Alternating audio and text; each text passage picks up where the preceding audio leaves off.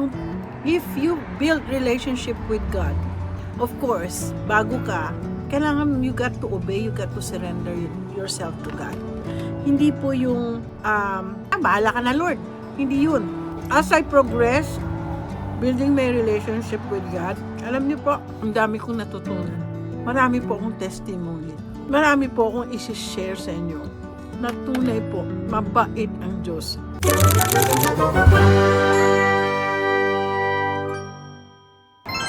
Magandang gabi. Ako po ay kumakain dito sa aking, ayusin natin buhok ko at kasi mahangin masyado.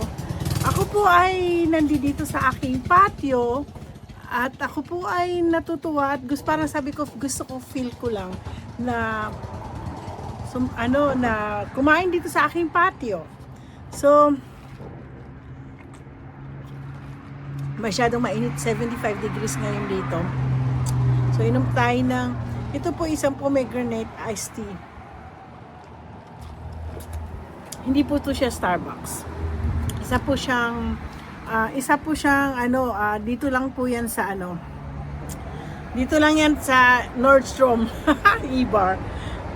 Tonight, ang dinner ko po ay isang sushi. Alam niyo, nag-order po ako ng ng tempura. Ganito nakaliit po ang tempura. Recession po sa Amerika. May recession po sa amin sa Amerika na ganito kaliit. Abangan na lang ninyo yung shrimp na iluluto ko bukas. Dahil today, for sure, napanood na ninyo yung aking first harvest. Kumuha na po ako ng mga ibang gulay sa garden ko at magluluto po ako. Bukas na Sunday, so today is Saturday. So, ngayong Saturday, ang gagawin ko lang po ay kakain. Kanina gusto ko sana mag-vlog. Kaya lang po dinugo po ang ilong ko. Masyado nga akong mainit ngayon dito. Hindi ko alam, after 3 years, bigla po kanina, mag-ready na ako kasi nag-goodbye na si Ruel eh. So, usapan kasi namin Ruel, after niya mag-vlog, mag-live, ako naman.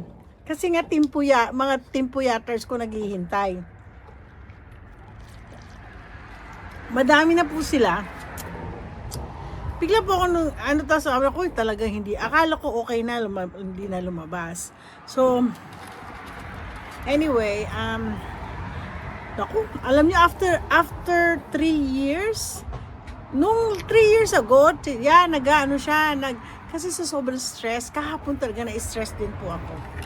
Sumakit po itong ko, sa sobrang stress. Medyo nagtampo ako sa Lord noon kagabi. Iiyak ako eh. Sabi ko, Lord, bakit? It's between me and the Lord na lang, So, ang pagkain ko ngayon ay sushi. Japanese food. Kaya nga sabi ko sa inyo, may recession po kami dito sa Amerika. Kaya pati shrimp po namin, hindi ko nga alam kung magkano eh. Tignan ko nga mamaya, bigla ako na-curious, magkano na kaya ang shrimp na ganito ah? Noong araw, ang lalaki po ng shrimp. Ay, may bees. So, malalaki po ang shrimp namin. Hey! Hindi po bangaw to. Isa po siyang bees. Ayoko siyang awayin, baka ako kagatin po ako. So, noong araw, first time pumunta Amerika, I was 1993. Nagbabakasyon lang po ako sa Amerika.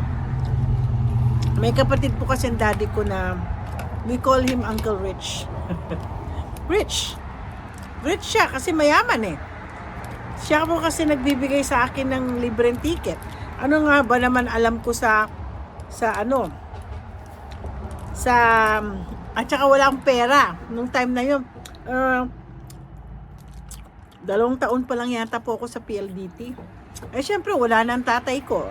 Kung nandiyan lang ang tatay ko by that time, kayang-kaya niyang bilhan ako ng ticket, hindi ho ba? Kaso nga po, Wala na akong tatay. Alam mo, babait kasi po. Ang maganda po relationship ng tatay ko tsaka ng mga kapatid niya. Talagang tulungan. Yung, may kapatid sila sa Iloilo. Yun ang lagi na tinutulungan kasi siya yung siya yung, though may trabaho naman, Tito Muling ko. Hindi kagaya nilang mga boss na, tsaka uncle ko kasi graduate ng law yun. Kaya lang nasa Amerika, nandito siya sa Amerika, magaling po siya sa sales, lalo sa insurance. Nakalimutan ko ano siya, mataas ang kanyang malakas siyang kumita kasi alam niyo ho ba yung mga nagtatrabaho sa kanya, alam mo ang nagkwento sa akin, hindi uncle ko, si Al Queen. Kung kilala niyo si Al Queen, isa po siyang director ng Superstar, ni Superstar. So anyway, opo, marami pong artistang nagtatrabaho sa kanya. Pati na rin po yata yung nanay ni Lloyd Sammartino, si Carmen Soriano. So, doon sa LA po kasi, at saka kilala po ang uncle ko. Kaya po nung one time, nung sinabi ko nga ang pangalan, ang pilido ko Alon. Sabi niya, how are you related with Gus Alon? Sabi ko naman sa akin. Sabi niya, he's my uncle, he's my dad's brother. Ito po ang aking isang kinakain ngayon ay hindi ko po alam. White fish. Sushi po siya. Hindi pala sushi. Sashimi. Paborito ko ang sashimi.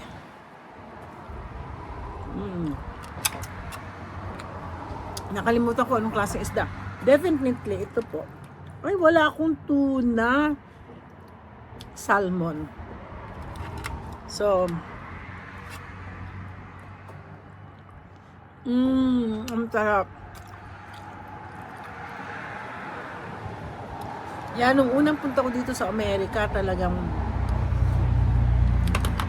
it's a blessing. Lahat libre po.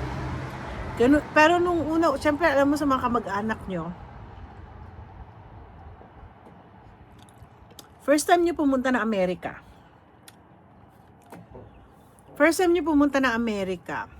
Lahat ng kamag-anak nyo, nagbibigay po sila. Nung pangalawa ko, pinabayaan nila ako. Hindi, joke. Pero tumutulong naman sila kahit na paano. Pero first time ko, lahat po sila, ang babait nila, nagbibigay po sila ng pera sa akin. Wala po ako. Nagpunta na ako ng Amerika. Siguro mga $10 lang naman ang aking pitaka. Diyamak, ano lang naman ako, empleyado ako sa PLDT. Hindi pa naman ganun kalaki sweldo ko. Tapos, 3 months po, no pay pa ako. Opo. Bakasyon ako, no pay. Anyway, malakas ang loob ko kasi marami akong mag-anak. Tapos, yung ticket ko, nilibre po ako ng uncle ko. Ito naman po, ang kinakain ko ngayon, ay tinatawag nilang Trump sushi. Ito mukhang, tingnan nyo pag, nagkakalat-kalat ang tingnan nyo, ay, nasaan na ba yan? Trump sushi.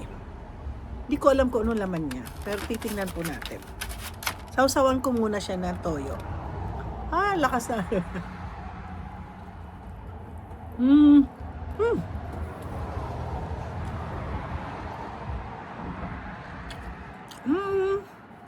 Hindi ko alam. Tawag nila dito sa sushi, Trump.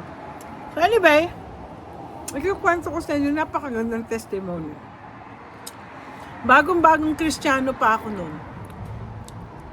Imagine 2 years pa lang po ako sa PLDT. Pero mga siguro 3 years na, 2 years pa. Pero 2 years na rin akong Kristiyano. Pero yan, doon ko nakita po talaga may tunay may Diyos. At saka, baby Christian pa ako noon. So, ano mang hinihingi ko nun sa Lord, talagang grabe po ang blessing ng Lord sa akin. Siyempre, pagkatapos ng teaching lesson na sa akin. So, baby Christian ako. So, nakarating ako ng, first time ko 1993, nakarating po ako ng New York. nagpunta po ako ng Washington DC dahil may uncle ako, ninong ko, na taga Maryland. Alam mo, hanggang ngayon di wala na. Ang nakakalungkot kasi po sa amin, nung namatay na yung mga matatanda, yung mga kapatid ng lola ko, taga dito sila sa Amerika. Mga teacher sila. 1952 pa sila nagpunta dito. Sila ang nagbabind sa amin. Yung mga banding namin. Ngayon nung wala yung matanda, wala na. Hindi ko na alam nasaan sila, Uncle Boy. Si Uncle Ramon. Mga taga Maryland yan, at saka isa naka sa Virginia. Siyempre, for sure. Kasing edad ni Mami si Uncle Boy. Ay, hindi. Pinakamatanda si Uncle Boy. 85 na yun. Hindi ko alam kung buhay pa si Uncle Boy. Ang asawa nun, puti. Uncle Ramon, ang asawa niya. Tapos yung kanyang second wife, Filipina din. Filipina naman. Galing sa isang malaking magandang pamilya yung ano. Pero ito mga uncle ko na graduate sa Ateneo. Laki Ateneo at saka laking New Manila. Yan, kinalakihan ng nanay ko. Nakilala ko sila. Inikot nila ako sa Virginia. Virginia, grabe. Pumunta po kami sa bahay ni Washington DC. Ni President George Washington. Doon sa Potomac. Doon sa hindi naman Georgetown. Pero alam mo, ang dami kong pinuntahan pati yung sa Virginia. Tapos, naikot ko ang Washington DC. Kaya nga yung pagpunta ko sa Washington DC, siguro, it's my third time. Pumunta sa Masarap itong Trump, sa Trappers kasi ito Trappers sushi. Ang sarap. Masyado maaraw. So, tumira po ako sa bahay ng uncle ko, yung si Uncle Gus. Pero alam nyo, yung kapatid naman ng mami ko, yung si Uncle Gus, kapatid ng daddy ko. Si Uncle Bernie naman, taga San Francisco. Si Uncle Gus nagbigay ng libreng ticket ko papunta ng US. Si Uncle Bernie naman nagbigay po ng ticket sa akin papuntang New York, papuntang nakarating po ako ng Chicago. Nagpunta po ako doon dito February 1993. So ikot-ikot, tapos nagpunta po ako ng East Coast. That was March. Sabi sa akin ng ninang ko, actually sa totoo lang, newly inaugurated si President Bill Clinton na yung presidente noon. Pag Wednesday, open ang White House. Hindi na raw yata ngayon eh. So, nakita ko ang loob ng Washington ng White House. Kasi pag Wednesday open kasi. So, umiikot-ikot po kami doon.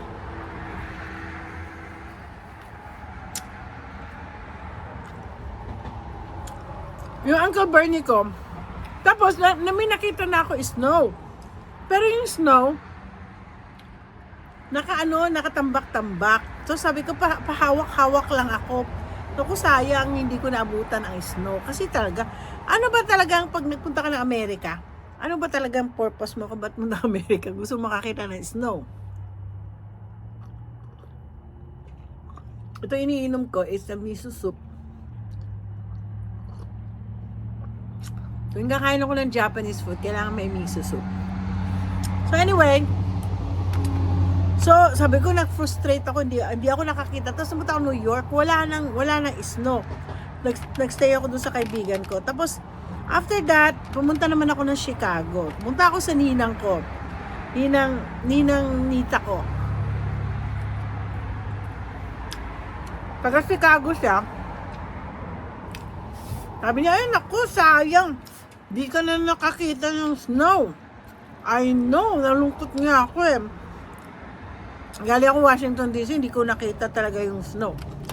Tapos, sabi niya in the morning, sabi niya, ang lakas mo sa Diyos. Bakit?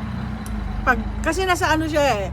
Ang taas-taas ng building niya, masyado siya mataas sa building. Pagbukas niya ng curtain, ganun. Ang lakas mo sa Diyos, tingnan mo nag-i-snow. Yes, ladies and gentlemen, nag-snow po. So, nung nag-snow, ang takbo kami, yung nandun yung pamangkin niya, takbo kami, si Dayan, yung taga Las Vegas, sabi ni Dayan, halika ni Ate Tol, magano tayo. Naglaro kami sa snow, tapos napansin ko yung mga tao, na lumalaka, yung mga dumadaan, sabi, sino kayo mga lukaret na yun? Parang, tinitingnan po kami na, para kami kasi naglalaro ko first time ko eh. Yung pala, yung time na yun, snowstorm! Snowstorm pala! Nasa labas kami, nasa park kami kasi nasa tapat ng park yung apartment ng tita ko, ng ninang ko. So anyway, yun ang unang encounter ko ng snow, nakakatuwa. So, yun ang aking experiences na pinanghawakan talaga ng Lord lahat. Testimony ko, gusto ko i-share lang sa inyo to kasi hindi dahil marami akong kamag-anak na mayayaman. Hindi porket meron akong mga kamag-anak na kaya nila akong papuntahin dito. Hindi po yun. Hindi yung point na yun eh. Hindi po ako humihingi. Kusa po silang nagsasuggest na, oh, ito. Ako ang magbabayad na, ako magbayad ng ticket mo. Yung parang ganon. Hindi ho ba? Kasi alam mo yan, ayun yung tinatouch ng Lord. Ayokong humingi. Sabi ko, Lord, if it's your will, gusto ko pumunta Amerika, pero wala akong perang pamasahe. And time na yun, pinaretire na namin si Mami. So, hindi naman nagpa-retire. Semi-retired na Mami ko noon eh. Kamamatay lang ng daddy ko, ilang taon lang, no?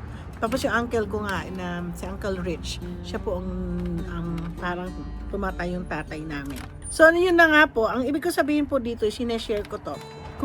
If you build relationship with God, of course, bago ka, kailangan you got to obey, you got to surrender yourself to God. Hindi po yung, bahala ka na Lord. Hindi yun. As I progress, building my relationship with God, alam niyo po, ang dami kong natutunan. Marami po akong testimony. Marami po akong isi-share sa inyo. Na tunay po, mabait ang Diyos. Ito pong nangyayari sa akin, hindi po ako nagbibiro. Ito pong libre, yung nalilibre po ako. Ang Lord lang talaga ang nagbigay sa akin talaga ng if ma-feel ko na He's real. And He is the Father. Di kasi nung namatay ang daddy ko, challenge ko ang Diyos ko. Sabi ko, kung ikaw ay tunay na Diyos, kung ikaw ay tunay na mahal niyo po ako, pakita niyo sa akin ako ay anak niyo. Ikaw ang tatay ko. Nagkatotoo. Pinakita, may journey ko dito, 3 months ko sa Amerika. Tapos na-meet ko pa yung mga ibang mga missionaries. Doon po nagkaroon po ako ng mga bonding at saka na-open ang eyes ko sa mission. Kaya po ang aking nag-mission trip po ako. Ang dami din po akong testimony tungkol sa mission trip na yan. Ang dami. Talaga. So anyway, ako yung nagpapasalamat sa inyo at sinamahan niyo ako mag-dinner ngayon. At mamaya siguro magla-live ako. Kasi naputol ang live ko kanina eh. Anyway, so maraming salamat po sa inyo. I hope na encourage din po kayo sa aking testimony ngayon na how God moved in my life. Yun na nga na-live ko din po yung paano ko nakakuha ng US visa. Oy, milagro, ilang beses ko na yan sinishare. Miracle, amor, miracle. Pati ang journey ko, ang pagpunta ko sa Amerika noong 1993, it's always a miracle. So anyways, kaya nobody can stop me from worshiping God. No one can stop me for sharing the Word of God. No one can stop me for loving God. When people wants me to stop using the name of God, excuse me, it's because of God. He made me where I am right now. Hindi niyo ako pwedeng ipahinto. Kasi ako, ang role ko ngayon is i-share ko ang goodness ng Diyos. I-share ko ang natunay ang Diyos. Kung hindi tunay ang Diyos, ang Diyos sa buhay niyo, then makinig kayo sa aking mga testimony. Salamat po. May the Lord bless you all.